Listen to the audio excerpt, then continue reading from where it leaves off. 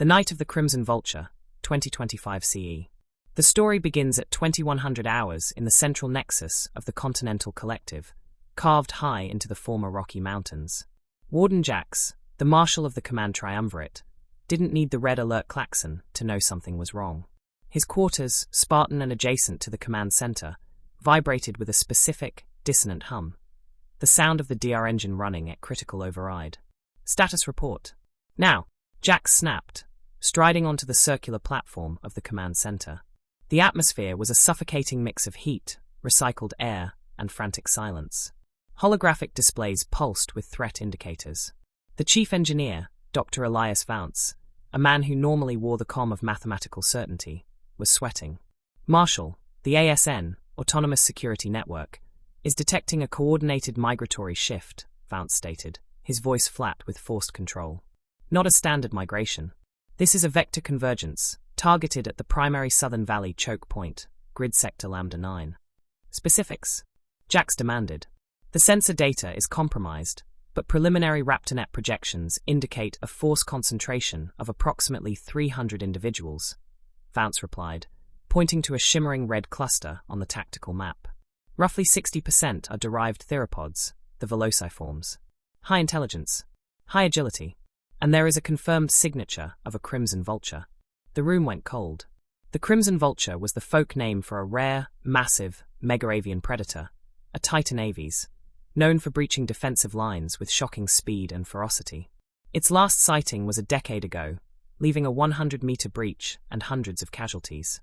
The chief engineer's dilemma. Vance ran a simulation. Marshal, the DR engine calculates a 98.3% probability of megawall failure within 2 hours, given the current resource allocation. The attack coincides with a critical dip in geothermal input due to scheduled maintenance in Grid Alpha 4. To repel them, we need a Tier 3 power divert. A Tier 3 power divert meant diverting power from the city's life support systems, air filtration and essential water recycling, for approximately 40 minutes. It was a calculated risk that would cause panic, minor injury, and a critical drop in their defense rating, DR. But it was the only way to power the entire southern wall's mid-layer heat zone. Jax slammed his fist on the console. Execute the Tier 3 divert. Inform the quartermaster, General Kovar. We need every remaining round of heavy kinetic defense redirected to Lambda 9. Executing. DR dropping to 4.1. Vance's fingers flew across the console. The ambient humming in the city dropped 3 octaves as non-essential systems went dark. The attack on Lambda 9. Outside the walls of the Nexus, the assault began. The perimeter was initially hit by the masked theropods. These intelligent predators didn't attack the walls directly. They were targeting the visible power conduits. But the real threat came from above. A shadow, a rush of air, followed by an explosive roar. The Crimson Vulture hit the wall's upper segment, not with brute force, but with a terrifying, precise dive designed to exploit the section weakened by the initial impact. Its massive, reinforced beak, capable of cracking the outer basalt fiber composite, MWC, found a seam. The ASN immediately shifted its focus. Drone swarms, designated the Vultures, streaked toward the breach site. Marshal, the target is on the wall. 40% MWC breach. Vance yelled.